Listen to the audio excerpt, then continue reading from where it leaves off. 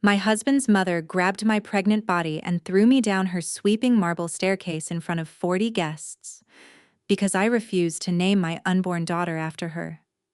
The assault was not a crime of passion. It was a calculated execution. Her manicured nails dug so hard into my bare arm they left deep, purple crescent moons in the skin. The music from the string quartet playing in the grand foyer masked the sound of her jagged breathing. She leaned in close, her designer perfume mixing with the sharp scent of expensive champagne. "Wrong answer," she whispered. Her palms hit the center of my chest. It was a violent, full-body shove driven by pure, unadulterated entitlement.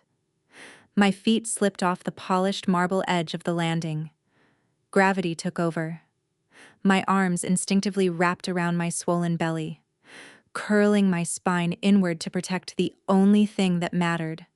The world became a blur of dark wood and spinning chandelier light. My hip cracked against the fourth step. A blinding flash of white-hot pain shot down my leg. My shoulder slammed against the seventh step, dislocating with a sickening pop. The breath knocked out of my lungs in one ragged, desperate cough as I hit the bottom of the staircase. Before I even stopped rolling, a tearing sound ripped through the heavy air of the foyer. Oriana was shredding the collar of her own vintage silk blouse. She threw herself onto the upper landing, clutching her throat, and let out a blood-curdling, theatrical wail that instantly silenced the string quartet. "Help me." She went crazy. She tried to strangle me and threw herself down the stairs to kill my grandchild. 40 wealthy guests, holding delicate crystal wine glasses, stood perfectly still. I lay on the cold, imported tile, gasping for air, clutching my stomach in absolute agony. The silence in that room was heavier than the fall. Every single one of those 40 people looked down at my broken, pregnant body. Then, like a herd of perfectly groomed sheep, they rushed past me. They stepped around my twisted legs and hurried up the stairs to comfort the sobbing woman holding her torn blouse. Not one person called for an ambulance. Not one person offered me a hand. The emergency room fluorescent lights buzzed overhead like a swarm of angry insects. The fetal monitor strapped to my bruised stomach hummed with a steady, rapid drumbeat. My daughter was alive. My shoulder was relocated, strapped tightly in a heavy brace, and my hip throbbed with a dull, relentless ache. Evan stood at the foot of my hospital bed. He wore his tailored suit from the party, but his posture was completely defeated. His hands shook as he gripped the plastic edge of the mattress. He looked at me, not with concern, but with the terrified, cornered eyes of a man trying to survive a war he did not understand. "You need to get help, Violet," he muttered, staring at the scuffed linoleum floor. "Everyone saw what you did to her. Mother is terrified of you. You need a psychiatric evaluation." I stared at the man I married. My throat burned with the urge to scream, to shake him, to beg him to open his eyes. I locked my jaw. I swallowed the thick, bitter bile rising in my chest and turned my head to look at the blank, white hospital wall. A normal woman would break down weeping. A normal woman would defend herself against the sheer insanity of the accusation. But spending nearly a decade teaching 8th grade history gives you a very specific set of survival skills. You learn to recognize the anatomy of a bully. You learn that explaining the truth to a manipulated crowd is a waste of oxygen. They thought they broke a fragile, hysterical wife on those marble steps.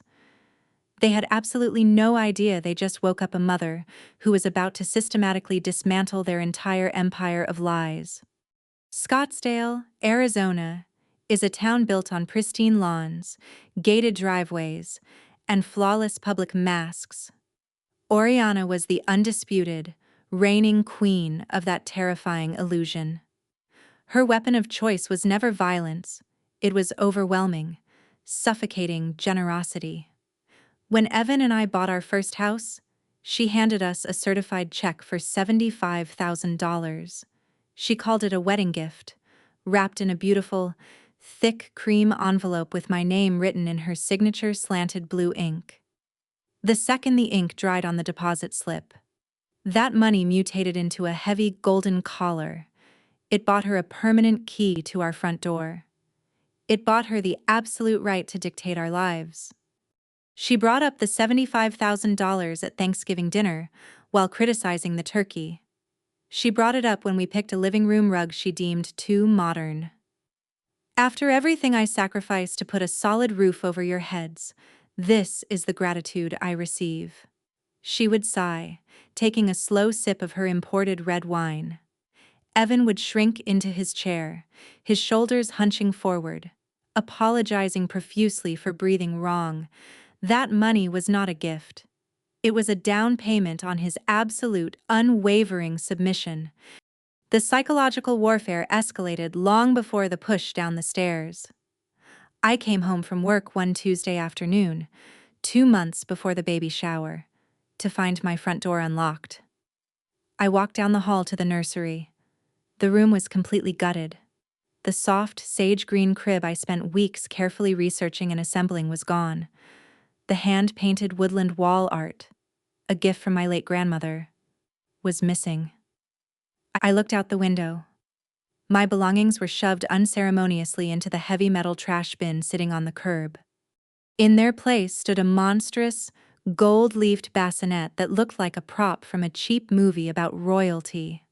A massive, ornate changing table dominated the space, smelling of fresh lacquer and control. Oriana stood in the center of the room, smoothing the non-existent wrinkles of her pristine cashmere sweater.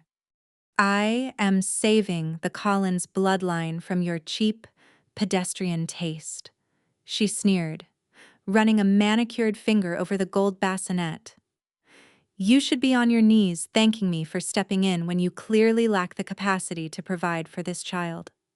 Evan rubbed his temples, staring intently at the floorboards. He muttered a desperate plea about letting her have her way, just to keep the peace. The peace, the great, defining religion of the Collins family. My teeth ground together so hard a sharp pain shot through my jaw. I pulled my phone out of my pocket. I snapped a wide, clear picture of the gutted room, followed by a picture of my ruined belongings in the dumpster outside. I emailed the files to a hidden, encrypted folder on my laptop. When dealing with a predator, you do not throw a tantrum. You stay entirely quiet, and you start building the paper trail. 2 weeks later, the aggression turned physical under the guise of an accident. We were attending Sunday dinner at Oriana's sprawling estate.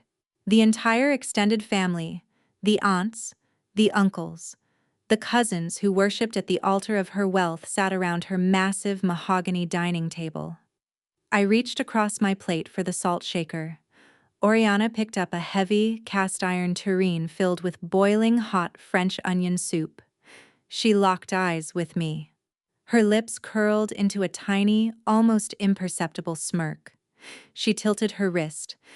A tidal wave of scalding, oily broth splashed directly onto my bare forearm. The skin blistered instantly. The pain shot up to my shoulder like a live electrical wire, stealing the breath from my lungs before I could even gasp for air. Oriana dropped the heavy iron bowl onto the table with a deafening, dramatic clatter. "Look what you did!" she shrieked, clutching her chest and gasping for air as if she were having a heart attack. "You are so clumsy and uneducated. You almost burned my face off with your erratic flailing." The entire table of relatives, the people who were supposed to be my family, just stared at their expensive china plates. The clinking of silver forks resumed. Nobody moved a muscle. Nobody asked if my skin was melting off. Nobody got up to grab a damp towel. Evan leaned over, his voice an urgent, terrified whisper. "Just be careful. Violet, please do not upset Mother tonight. You know how her blood pressure gets." The skin on my arm blistered, but my pulse was terrifyingly steady. I pushed my chair back. The wooden legs scraped sharply against the floor, cutting through the cowardly silence. I looked at my ruined arm, then at Oriana's fake, terrified lip. I smiled a cold, dead smile that made her drop her act for a fraction of a second. "Excuse me," I said. I walked to the bathroom and ran my arm under freezing water. The burned skin peeled back. Staring into the mirror, my reality snapped into devastating focus. My husband was a casualty of a lifelong war he didn't know he was fighting, brainwashed to survive her tyranny by sacrificing himself, and, now me. She thought she was breaking a fragile school teacher. She had no idea she just handed a match to a woman standing in gasoline. The morning after my hospital release, my sister Cynthia sat at my kitchen table. She stared at the gauze wrapped around my forearm and slammed her mug down. "Stop playing defense, Violet," she snapped. "She is a predator. You do not negotiate with predators. You hunt them. You find their den, and you cave the roof in." She was right. I needed ammunition. The opportunity arrived 2 days later. Evan asked me to drop off misdelivered mail at his mother's house while she was out. I walked past the kitchen and slipped into her private study. On the perfectly organized desk, leaning against a lamp, was a single business card, Wexler and Boyd Family Law. Above the desk hung an old framed photograph of a young Oriana holding a toddler, Evan. Beside them stood a man, but his face was violently scratched out with blue pen, tearing through the paper. I memorized the date scribbled on this back. An hour later, a dive into public records gave me a name and a phone number: David Collins. The man Evan believed had abandoned him 30 years ago. I dialed the number. A raspy, tired voice answered. "Mr. Collins," I said. "I am Evan's wife. I need your help." A heavy silence stretched across the line, followed by a sharp intake of breath. David was 66, living in a small apartment 2 hours north. He never went to Europe. He never abandoned his son. Over diner coffee the next morning, David laid out the blueprint of my nightmare. When he filed for divorce, Oriana unleashed hell. She hired Wexler and Boyd, fabricated reports of violent behavior, and paid a doctor to diagnose him with severe paranoia. She gaslit him in front of the family and created a mountain of fake evidence. By the time the gavel struck, David was stripped of custody and painted as a lunatic. I looked at the deep lines around his tired eyes. He had spent 3 decades exiled from his own son. "She didn't just ruin my life," David said, his hands trembling around his mug. "She used the exact same law firm she uses today. She used the exact same lies. She runs a script, Violet. You are standing right in the middle of Act 1. The pieces snap together. The staircase fall. The scalding soup. The whispers that I was unstable. It wasn't random cruelty. It was a calculated legal strategy. She was manufacturing an insanity case to steal my unborn child, just like she stole Evan. I rubbed my swollen belly. I wasn't going to let this woman take my daughter. If she wanted a crazy daughter-in-law, I'd give her one. I drove home and drafted a document, a highly convincing, fake psychiatric evaluation, using the letterhead from my hospital. I typed out the buzzwords a family court judge would find horrifying: severe postpartum psychosis risk, extreme paranoia, imminent danger to dependents. I printed and folded it perfectly. The next afternoon, I visited Aunt Beatrice, the family's biggest gossip, sitting on her sofa, wiping fake tears. I told her I felt like I was losing my mind. When I rushed to the bathroom, I conveniently let the fake evaluation slip from my purse onto her coffee table. By the time I pulled into my driveway, the trap was snapping shut. My phone buzzed with a text from Oriana. "I know everything. Violet. We are having a private meeting at your house tomorrow at 12 o'clock sharp. Just you and me. Do exactly as I say, or I will take that child from you the second it takes its first breath." She took the bait. The predator was walking into the cage. Oriana walked through my front door precisely at 12 o'clock. She marched into my kitchen and dropped a manila folder onto the island. Inside was the fake evaluation. I stood across the counter, making myself look terrified and defeated. "You pushed me down those stairs," I said, my voice trembling perfectly on cue. "You tried to kill my baby." Oriana threw her head back and laughed, a sharp sound devoid of her usual charm. The monster was removing its human suit. "Who is going to believe you?" "Violet," she sneered. "Those 40 cowards at my house, they eat out of the palm of my hand.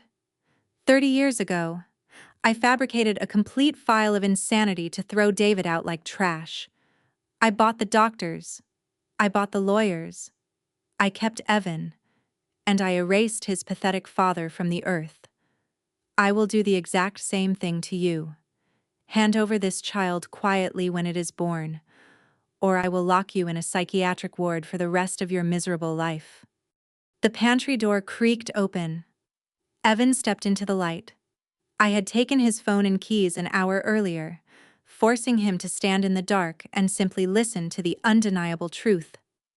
All color drained from Oriana's face. Her smug smile shattered into pure terror. Evan stood frozen, his voice dead and hollowed out by the destruction of his reality. "Get out of my house," he whispered. Oriana stammered, reaching a trembling hand toward him. Evan stepped back like she was radiating poison. "Get out. Never look at me again." A month later, the doors of the family court swung shut. My newborn daughter was sleeping safely in the hallway with Cynthia. Oriana sat at the petitioner's table, dabbing her dry eyes, playing the terrified grandmother perfectly. Her attorney handed the judge my leaked evaluation, demanding emergency custody based on maternal instability. My attorney stood up. He didn't yell or object. He simply handed the judge a sealed hospital verification form. The evaluation was a verifiable forgery. We proved Oriana stole a blank letterhead, typed the diagnosis, and submitted it as a medical record. She had just committed felony perjury. As the judge read the administrator's sworn affidavit, the courtroom doors clicked open. Heavy boots echoed against the floor. David walked down the aisle carrying a battered box packed with 30-year-old legal filings, fake medical reports, and shredded photographs. A collective gasp ripped through the gallery of relatives. I stared at Oriana. Sweat beaded on her forehead. The blood vanished from her cheeks. Her fingers clawed frantically at the wooden table. The mask was gone. The predator was finally caught in the light. David placed the box on the evidence table. He looked his ex-wife in the eye, then turned to the judge and laid out the exact playbook she used 30 years ago to steal their son. The same law firm, the same fake diagnoses. The pattern was undeniable. The judge slammed her gavel down. She threw the custody case out in disgust and referred Oriana's forged documents to the district attorney for criminal prosecution. Court adjourned. The relatives scattered like frightened insects, refusing to make eye contact with the woman they had protected for decades. Oriana stood alone in the center of the room. She shrieked my name and screamed for Evan to come back. We walked out, linked our arms, and let the doors swing shut behind us, cutting off her screams. We mortgaged our house to the limit. 2 days later, I sealed a certified check for $75,000 inside a blank envelope. No note. I dropped it into a mailbox and listened to it hit the bottom. The golden leash snapped. We owed her nothing. That evening, Evan sat on our porch with David. Between them sat a shoebox of 30 birthday cards. Every single one stamped with red ink, returned to sender. Evan held a card from his 10th birthday, his shoulders shaking as tears hit the faded paper. David reached out, resting his hand on his son's back. 30 years of stolen time, finally returned.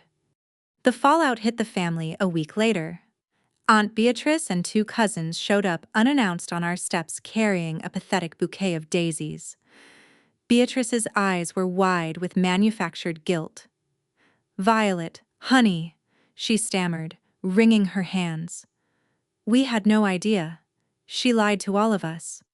You have to believe we didn't know." I looked at the cheap flowers, then at the women who ate prime rib while my skin blistered from soup. The people who watched a pregnant woman get shoved down a staircase and chose to comfort the pusher. My voice dropped to a dead calm. "Your silence on that staircase didn't kill me," I said, staring into Beatrice's eyes. "It just proved you are cowards. Do not ever come near my family again." I pulled the door shut and turned the deadbolt with a satisfying click, leaving them on the porch. The house was finally quiet. The air inside felt light, clean, and completely ours. The real justice happened in the weeks that followed.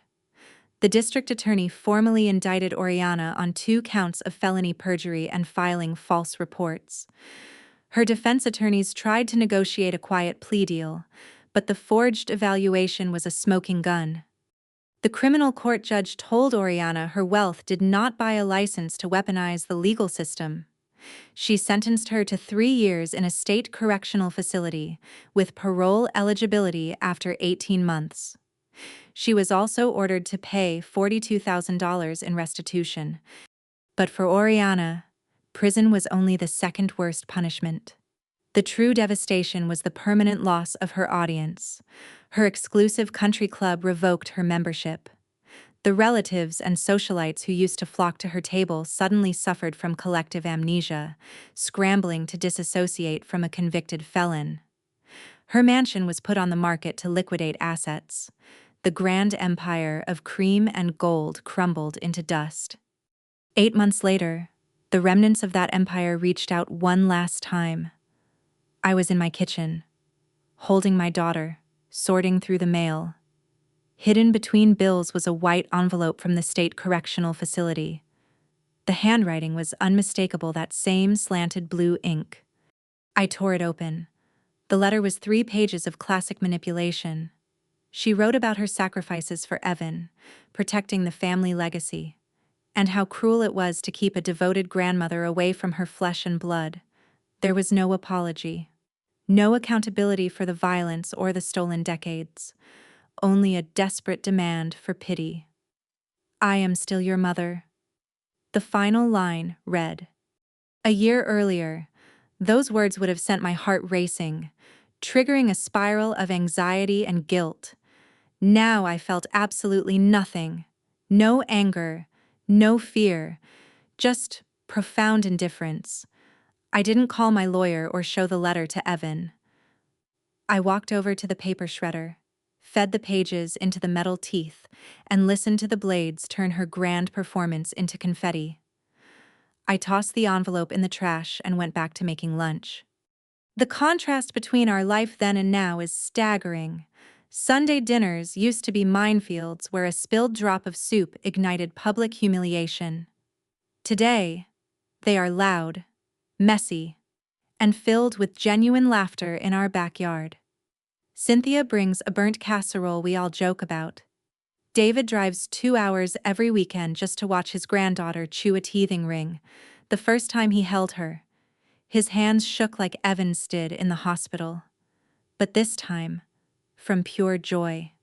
We don't walk on eggshells anymore. We built a new table, and only invited people who chose the truth over comfortable lies. I am speaking to you now because I know someone listening is sitting exactly where I was. You are dealing with a predator who hides behind a mask of respectability. A covert narcissist doesn't wear a cape. They wear a grandmother's smile. They remember your coffee order and send thank you notes in blue ink. They build a reservoir of goodwill to spend when they destroy you behind closed doors. They have the charm, and they've convinced everyone that you are the unstable problem. You feel crazy and utterly isolated. But you are not crazy, and you are not alone. You are fighting a monster that feeds on your silence. If you take anything from my survival, let it be these 3 rules. Rule number 1, Documentation is your only shield.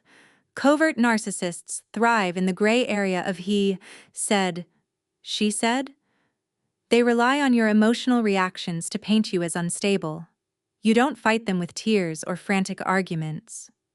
You fight them with undeniable ink, timestamps, and a meticulous paper trail. You become a vault of evidence.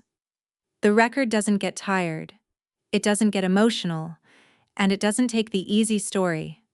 Rule number 2. The silence of bystanders is a deliberate choice.